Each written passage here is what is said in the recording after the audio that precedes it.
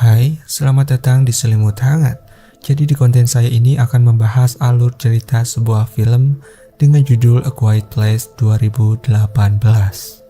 Film ini merupakan sebuah film dengan drama horor dan science fiction, menceritakan sebuah keluarga yang hidup dengan penuh ketakutan dan harus selalu hidup dalam keheningan agar terhindar dari monster misterius yang ganas. Tapi sebelum melanjutkan alur cerita ini, saya akan mengingatkan kalau konten ini mengandung spoiler. Jadi, kalau kalian sudah menonton filmnya, terus merasa masih gabut atau butuh cerita yang bisa sekedar menemani kalian sudah di tempat yang tepat. Dan ini dia, Selimut Hangat.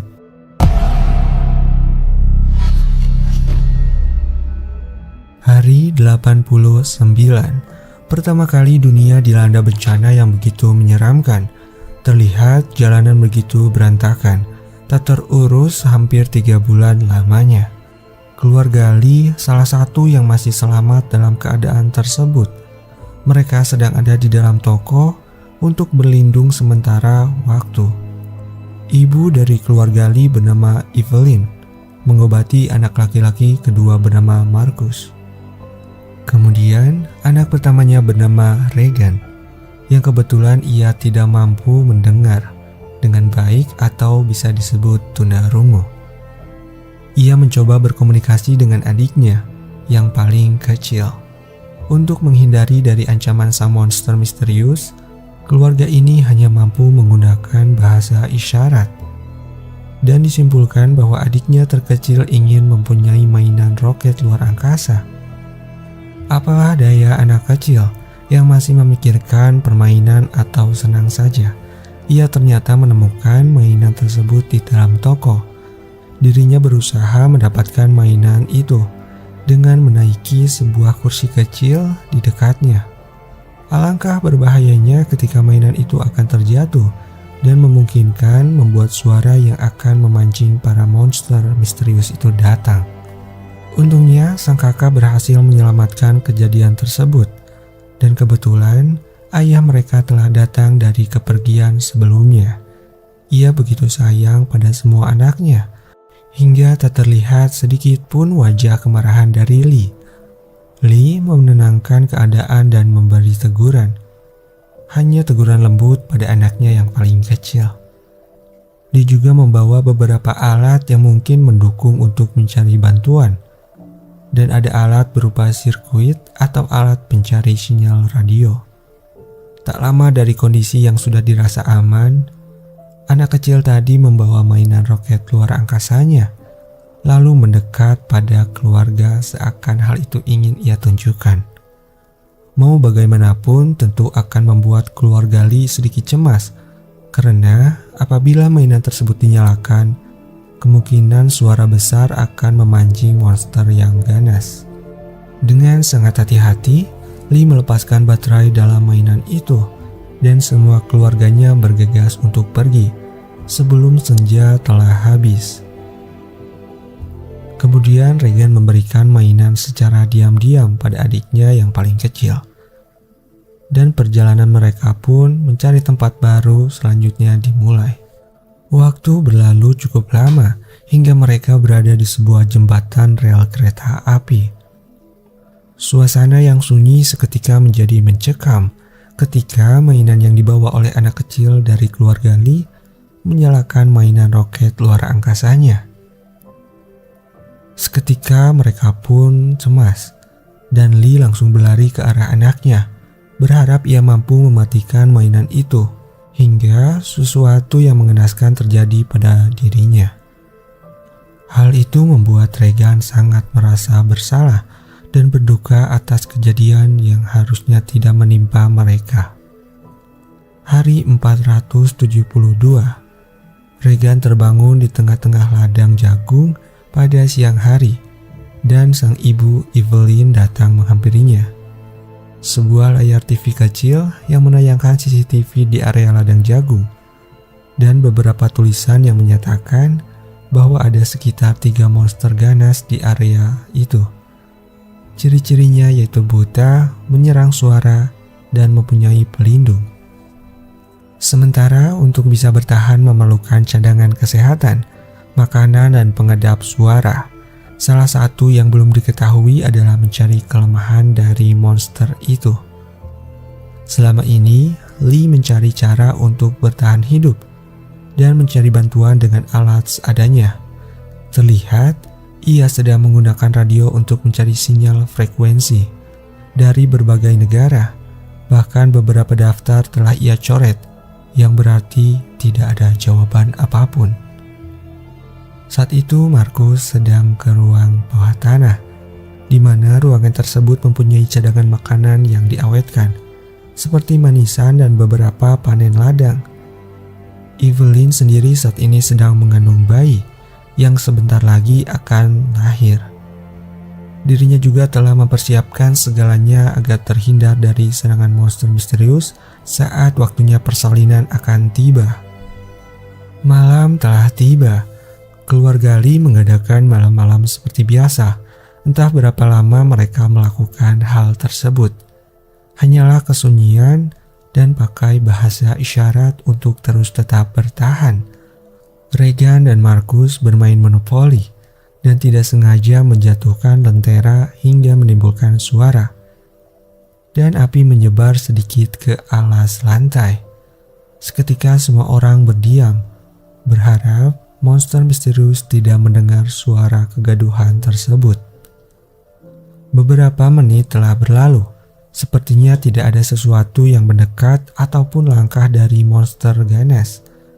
Namun, tiba-tiba suara burung berterbangan dari arah yang cukup dekat. Lee memeriksa ke arah jendela ketika ada suara besar terjatuh. Untunglah hanya 2 ekor musang terjatuh dari atas genteng ke bawah tanah. Hari 473, Lee mengajak Markus untuk pergi ke sungai membawa hasil tangkapan ikan. Sementara Regan harus membantu ibunya beres-beres di rumah dan menjaga ibunya dari hal yang tidak diinginkan. Aliran sungai sangat deras, membuat kedap suara di sekitarnya. Ketika ikan terlepas dan membuat sedikit suara, serta komunikasi suara kecil, hal itu sangat aman dilakukan. Walaupun Markus mudah panik, dalam keadaan itu Lee menenangkannya, karena hal ini sangat penting untuk dilakukan. Lalu Markus diajak ke sebuah air terjun. Lee mengatakan pada anaknya kalau di air terjun bebas membuat suara, bahkan teriakan sekalipun. Di perjalanan pulang, Lee dan Markus bertemu seorang kakek-kakek yang menatapi istrinya telah tewas.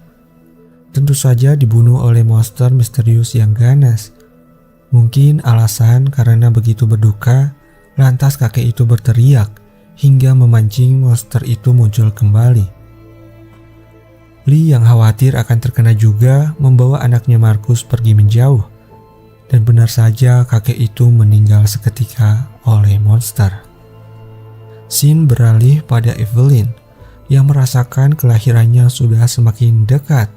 Saat ia akan ke tempat persalinan, kakinya tertancap sebuah paku yang ada pada anak tangga. Rasa sakit yang amat sangat terasa Evelyn derita. Belum lagi ia harus menjaga suaranya agar tidak memancing monster itu datang. Untungnya Lee datang menemui Evelyn.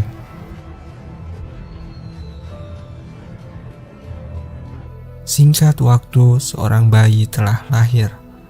Begitu waspada agar tangisan bayi ini tidak terdengar, Lee mengambil selang oksigen dan bayinya ditaruh pada tempat yang bisa meredam suara. Hal itu dilakukan untuk melindungi dari segala ancaman monster yang mengerikan. Di sisi lain, Markus dan Regan bersembunyi di kebun jagung.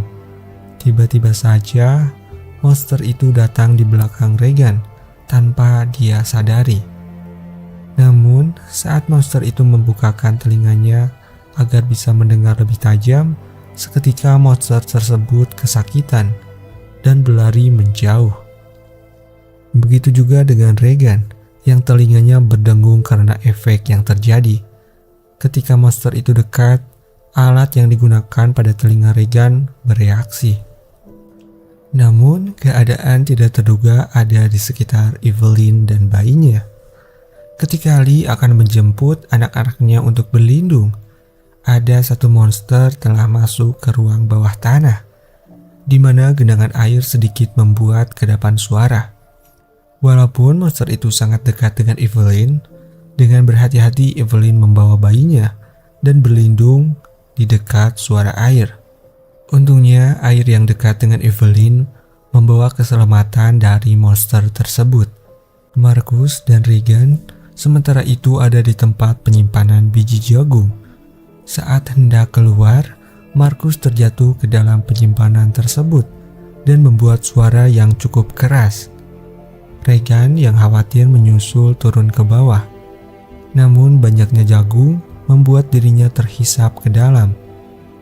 Beruntung dengan bantuan Marcus, Regan bisa keluar dari hisapan. Tiba-tiba saja, di dalam kondisi sunyi, monster itu datang menyerang. Dan susah payah Marcus dan Regan saling menjaga dari serangan mematikan monster itu. Untungnya ada pintu baja di dekat mereka yang bisa mereka manfaatkan untuk berlindung. Yang pada akhirnya, alat dari telinga Regan berhasil membuat monster itu kembali pergi.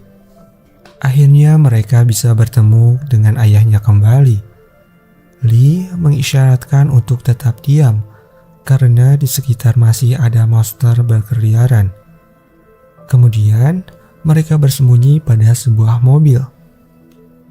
Lee sedari tadi waspada akan hal yang tidak diinginkan. Namun tiba-tiba monster itu tepat ada di atasnya. Satu hentakan dari monster membuat Lee terbanting jauh dan menyebabkan luka yang sangat parah. Marcus secara refleks berteriak memanggil ayahnya.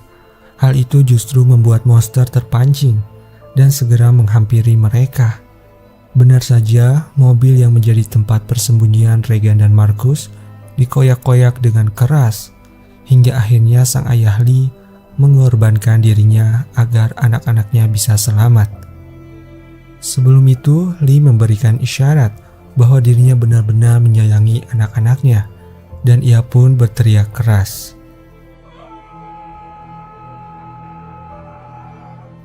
Singkat waktu, Regan dan Marcus berhasil kabur dan bertemu dengan ibunya.